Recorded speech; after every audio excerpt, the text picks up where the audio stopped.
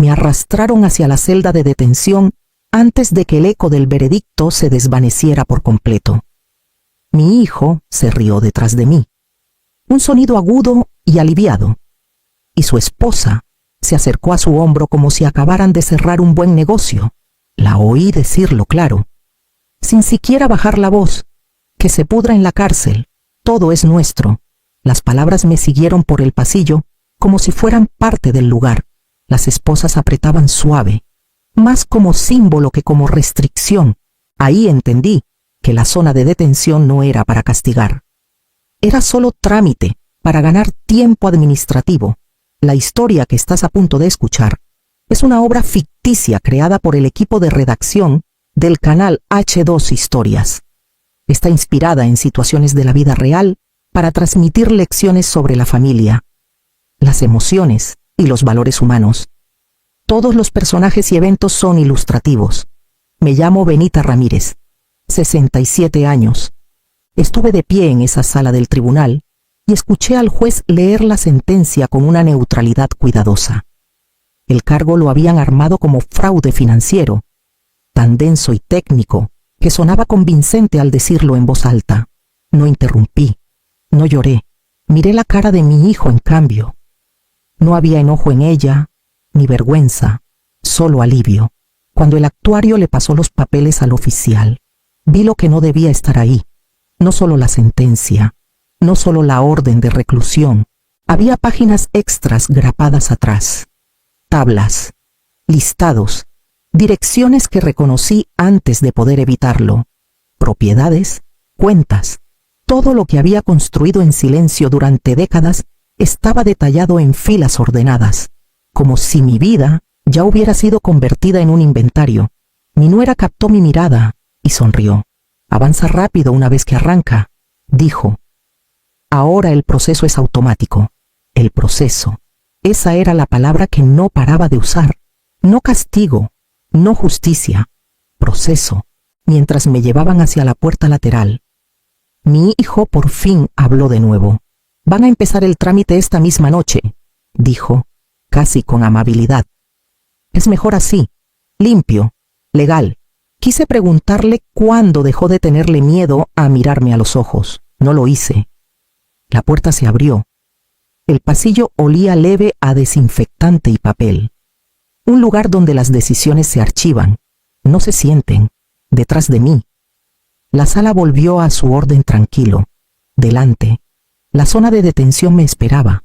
Caminé porque me lo ordenaron, porque parar no iba a cambiar lo que ya estaba en marcha. Para cuando la puerta se cerró a mis espaldas, entendí la verdad. La sentencia nunca fue el objetivo. Era solo el detonador. No me llevaron directo a la celda. Se detuvieron en un cuarto angosto junto al pasillo. De esos para que el papeleo alcance a la gente. Un ministerial estaba en la puerta, hojeando una carpeta como si el tiempo le perteneciera. La voz de mi hijo se oyó desde el pasillo. ¿Entonces ya está aprobado? Un hombre que no conocía respondió, calmado y con práctica. La retención administrativa se convierte una vez que se establece la custodia. Está limpio. Mi nuera soltó una risa suave. Te dije, automático. La palabra pegó más fuerte que las esposas. Automático quería decir sin discreción, sin pausa para pensarlo 2 veces. Quería decir que mi presencia era solo una casilla que marcar. El ministerial levantó la vista. Señora Ramírez, permanecerá aquí en espera de traslado y revisión. ¿Revisión de qué? Pregunté. No dudó. De los bienes señalados en la sentencia, aclaró. En casos con revisión financiera pendiente, es procedimiento estándar no interferir. Mi hijo cambió el peso de pie. Solo estamos dejando que el proceso siga su curso. Lo vi elegir esas palabras. Dejando. Siga su curso. Había aprendido hace mucho a esconderse detrás del lenguaje. Entró un actuario con otro montón de papeles y los deslizó sobre la mesa sin mirarme. La hoja de arriba listaba direcciones. Mis direcciones. La casa cerca del lago de Chapala. El pequeño dúplex que guardaba como colchón para el retiro. Una cuenta que abrí antes de que naciera mi hijo. Esto no forma parte de la sentencia, dije. El actuario por fin me miró. Está adjunto, dijo. Procedimentalmente. Adjunto. Como un pensamiento posterior, como si mi vida la hubieran engrapado a un veredicto. Mi nuera tocó el brazo de mi hijo. Para mañana ya estará resuelto. Él asintió. Una vez procesado, no hay nada que discutir. El ministerial abrió la puerta otra vez. Hora de moverse. Mientras me guiaban hacia adelante, sentí que algo encajaba en su lugar. No miedo, reconocimiento. No estaban enojados conmigo, ni siquiera eran crueles. Eran eficientes. La ley no se estaba rompiendo delante de mí, se estaba usando. No me subieron a una furgoneta de traslado. Giraron a la izquierda. Una puerta de acero se abrió a una pequeña celda de detención con una banca atornillada a la pared y una cámara que ni se molestaba en parpadear. El ministerial me quitó una esposa lo suficiente para guiarme adentro. Luego la volvió a poner antes de retroceder. Esto es temporal, dijo. ¿Temporal para qué?, pregunté. Para que termine de sincronizarse el ingreso. Cerró la puerta. El cerrojo hizo clic una vez, deliberado. Fuera de los barrotes, un actuario joven acercó un carrito y abrió una laptop. Mi nombre apareció en la pantalla. Luego, una lista debajo. Residencia principal, leyó en voz baja. Renta secundaria, cuentas líquidas, bienes no líquidos. Me puse de pie. Eso no es ingreso. No levantó la vista. Es concurrente. Otro hombre se unió, mayor, corbata floja, voz suave. El estatus custodial activa autoridad administrativa. La autoridad activa revisión. La revisión no es embargo, dije. Es el camino, respondió. Nada se mueve sin documentación. El actuario tecleó. Cada golpe sentía final. ¿Marca de tiempo?, preguntó el mayor. 22:46. Bien, dijo. Eso nos pone antes del corte. ¿Antes de qué?, quise preguntar, pero mi nuera respondió desde el pasillo antes de que pudiera. El procesamiento de mañana, dijo. Una vez que arranca, revertirlo toma más tiempo. Mi hijo guardó silencio. El silencio se había vuelto su mejor habilidad. Una impresora zumbó. Las hojas salieron y las graparon. El actuario las levantó para que el mayor las viera. Categorizado, dijo. Pendiente. ¿Pendiente de qué?, pregunté. De disposición, dijo el mayor. Después de la revisión. ¿Revisión por quién? Por fin me miró. Por el equipo de cumplimiento los procesos automáticos inician la verificación, pero los humanos firman. La palabra quedó flotando entre nosotros. Sistema quería decir sin cara, sin memoria, sin obligación de entender por qué una casa importa o cuánto costó ahorrar para algo. Mi nuera miró su celular. Volvemos mañana. Mi hijo dudó. Dijeron que no hace falta quedarse. Ella le apretó el brazo. No hay nada que hacer. Se fueron juntos. Escuché sus pasos alejarse. Los conté sin querer. El actuario guardó el archivo. Todos los bienes señalados, dijo. El mayor asintió. Si nada interrumpe, se resuelve para mañana. Las luces sobre la celda zumbaban. Me senté en la banca y sentí que el peso del tiempo se estrechaba. No en años ni meses, sino en horas. La puerta se abrió otra vez una hora después. No con prisa, sino con intención. Un hombre de uniforme planchado entró. Canas en las sienes, mirada firme. No se presentó de inmediato. Puso una carpeta en el mostrador de metal y la abrió. Benita Ramírez, dijo. ¿No va a traslado? No, respondí. Me dijeron que el ingreso estaba sincronizándose. Asintió una vez. Eso dicen las notas. Pasó las páginas despacio. Demasiado despacio para hacer rutina. Estos anexos, dijo, tocando el montón, son extensos. Estaban listos antes que yo, dije. Eso le ganó una mirada. No sospecha. Interés. La mayoría de casos como el suyo traen 2, tal vez 3 formas financieras, dijo. Usted tiene 14 escrituras, fideicomisos, bienes de largo plazo, cuentas heredadas. Mi hijo manejaba mis finanzas, dije. Hasta hace poco. Francisco se recargó. ¿Hace poco cómo? No respondí. Él no insistió, solo siguió leyendo. Esto estaba preaprobado, dijo. No revisado, preaprobado. ¿Eso es raro? Es rápido, dijo. Y rápido suele significar que alguien estaba esperando. Cerró la carpeta y me miró directo. ¿Sabe qué pasa después de la medianoche? Procesamiento, dije. Esa es la palabra que no paran de usar. Asintió. El procesamiento es cuando las señales se convierten en acciones. Entonces esto es real, dije.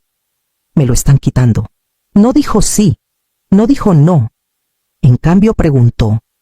¿Alguien le explicó su derecho a impugnar el lado financiero? Dijeron que era automático. Francisco suspiró por la nariz. Automático es la palabra que usa la gente cuando no quiere preguntas. Se levantó, carpeta aún en mano. Al girar para irse, se detuvo. Esto no es típico, dijo bajito, y no me gustan los expedientes que se esfuerzan tanto por parecer limpios. La puerta se cerró detrás de él, pero el peso en el cuarto cambió. Algo había sido visto. No arreglado, no detenido, visto. Francisco volvió con un ministerial para asegurar la celda para la noche. Era rutina, llaves, portapapeles, un intercambio breve para eficiencia, no para platicar. Manos, dijo el ministerial. Sostuve los barrotes firmes mientras revisaba las esposas. Francisco estaba lo bastante cerca para ver mis manos claras, lo bastante para notar lo que la mayoría descartaba como sentimental. Se detuvo. Ese anillo, dijo, no a mí al principio, a sí mismo. El ministerial miró. ¿Qué pasa con él? Francisco no le respondió. Se acercó. Ojos entrecerrados apenas. ¿De dónde lo sacó? Me lo regalaron, dije. Hace años, asintió una vez. Nunca se lo ha quitado. No, lo estudió de cerca. La banda estaba gastada, pero el sello aún atrapaba la luz si sabías mirar. Una marca simple, fácil de pasar por alto si no estabas entrenado para verla. El ministerial cambió de postura. ¿Todo bien? Dame un segundo, dijo Francisco.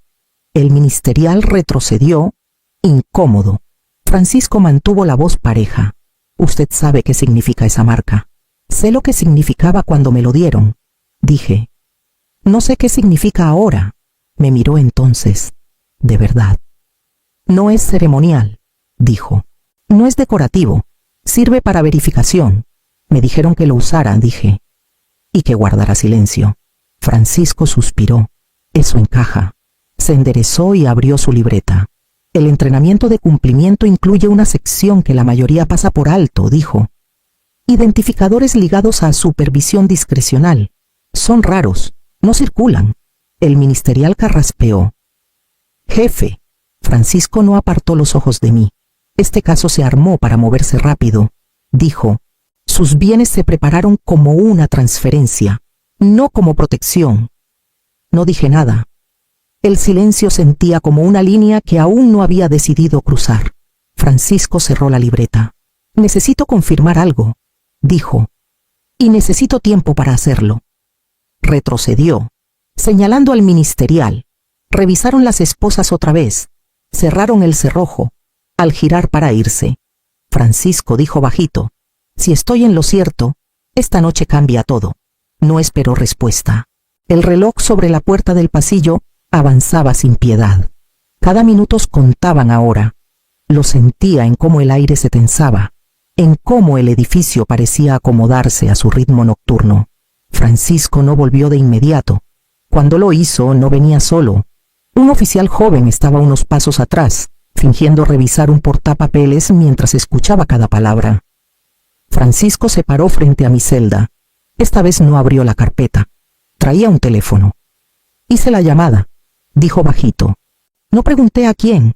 No hacía falta. Ese anillo activa una verificación de cumplimiento, continuó. No discrecional, obligatoria, una vez notada. Estoy obligado a confirmar origen y alcance. Entonces no me ayudó, dije. No, respondió. Seguí el procedimiento. El oficial joven levantó la vista. Jefe, el escalamiento de ingreso cierra a medianoche. Lo sé, dijo Francisco. Se volvió hacia mí. Si la verificación pasa, todo se pausa. Cuentas, propiedades. La autoridad cambia de dirección. Y si no, entonces el sistema sigue avanzando, dijo. Limpio. La palabra pegó fuerte. Una radio crujió en algún lugar del pasillo. Una impresora arrancó de nuevo. Imaginé archivos avanzando, firmas pegándose a mi vida sin ver mi cara. Francisco miró el reloj. Estamos dentro de la ventana, dijo. Apenas. El teléfono vibró en su mano. Se apartó para contestar. Voz baja, controlada. Alcancé fragmentos, confirmación, registro, nivel de supervisión. Volvió un minuto después. Su expresión había cambiado, no a alivio, sino a certeza. Están revisando, dijo. Lo que significa que nada definitivo pasará hasta mañana. Solté un aliento que no sabía que contenía. Francisco me miró a los ojos a través de los barrotes. Tu hijo cree que esta noche resuelve las cuentas, dijo. Pero esta noche solo activa la revisión. Hizo una pausa, deliberada. Esta noche, agregó, sabrás. Luego se dio la vuelta y se fue, dejando que el reloj siguiera tic-tac. El pasillo se llenó de movimiento justo antes de medianoche. No ruidoso, no apresurado, controlado. Un actuario que no había visto se paró afuera de mi celda, tablet en mano. Francisco estaba a su lado, brazos cruzados. Orden administrativa de emergencia emitida, dijo el actuario. Alcance incluye todos los bienes señalados. ¿Efectiva de inmediato? Preguntó Francisco. Sí, respondió el actuario. Pendiente de revisión por irregularidad. Las palabras sonaban irreales hasta que Francisco me miró y asintió una vez. Está congelado, dijo. No revertido. Pausado. El actuario dudó. El estatus de detención permanece igual. Lo sé, dijo Francisco. Ella se queda. El actuario se fue. Francisco se quedó. Esto no se va a sentir como victoria, dijo. Lo van a llamar un retraso. Tenía razón. Mi hijo llegó 20 minutos después con su abogado. No se veía aliviado, se veía molesto, como si alguien hubiera contado un chiste que no le dio gracia. ¿Qué pasó?, le preguntó a Francisco. Dijeron que todo estaba resuelto. Francisco mantuvo la voz neutral. Hay una retención, repitió mi hijo. ¿Por qué motivos? Irregularidades procedimentales, dijo Francisco. Mi hijo soltó una risa corta, aguda. Eso es temporal. La mayoría de las retenciones lo son, acordó Francisco. El abogado se acercó. Volvemos a presentar mañana. Pueden, dijo Francisco. Después de la revisión. Mi hijo me miró por primera vez desde el tribunal. Tú hiciste algo. Lo miré a los ojos. No, dije. No hice nada, se burló. Siempre haces algo. Francisco se puso entre nosotros. El horario de visitas terminó. Mientras se daban la vuelta para irse, mi hijo dijo, disfruta la pausa. Pausa. Como si el tiempo fuera una cortesía. Después de que se fueron, Francisco volvió a los barrotes. Planearon velocidad, dijo, no escrutinio. Entonces esto compra tiempo, dije. Compra visibilidad, respondió. Y la visibilidad pone nerviosa a la gente. El reloj pasó la medianoche sin ceremonia, sin impresoras, sin alertas, solo silencio donde habían prometido movimiento. Francisco miró su reloj. Mañana cambian las reglas, dijo. Me recargué en la banca, manos aún esposadas, cuerpo aún encerrado. Pero algo fundamental había cambiado. La máquina no había terminado su trabajo. Había sido interrumpida. No volvieron al centro esa mañana. No hacía falta. Supe que estaban haciendo porque Francisco me lo contó. Voz baja, cuidadosa, como eligiendo qué hecho soltar con suavidad. Están en el centro, dijo. Sala de conferencias, administración de bienes. ¿Con café? Dije. Con confianza, respondió. Había salido a hacer una llamada y volvió 10 minutos después con esa mirada que pone cuando las piezas no encajan con la historia que la gente se cuenta. Están tratando la retención como una pausa administrativa, dijo. Rutina, temporal. Imaginé a mi nuera inclinada hacia adelante, manos juntas, diciendo palabras como cumplimiento y ordenado. Palabras lo bastante limpias para lavar una conciencia. Preguntaron cuándo se liberaría, continuó Francisco. Les dijeron que hay una revisión formal. Cerré los ojos y sonrieron, dijo. Tu hijo dijo claro que la hay. No tuvo que explicar qué significaba.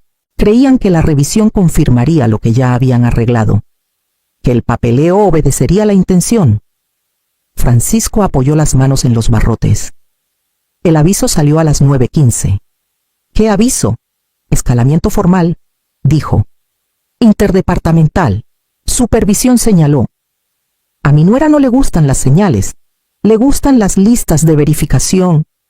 No estaban preparados para eso, agregó Francisco. No, dije. No lo estaban. Dudó.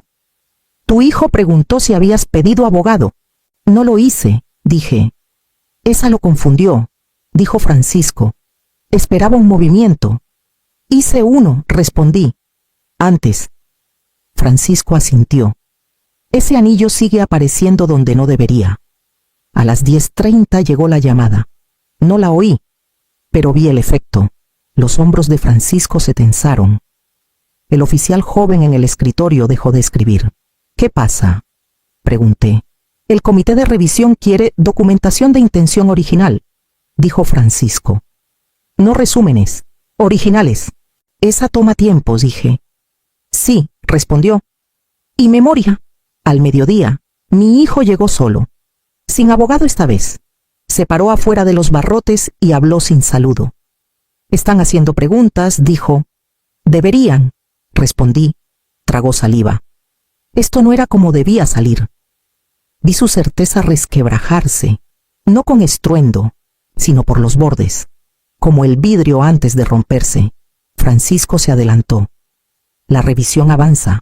Mi hijo miró más allá de él, como si el sistema aún pudiera parpadear y corregirse, pero no lo hizo. Siguió mirando.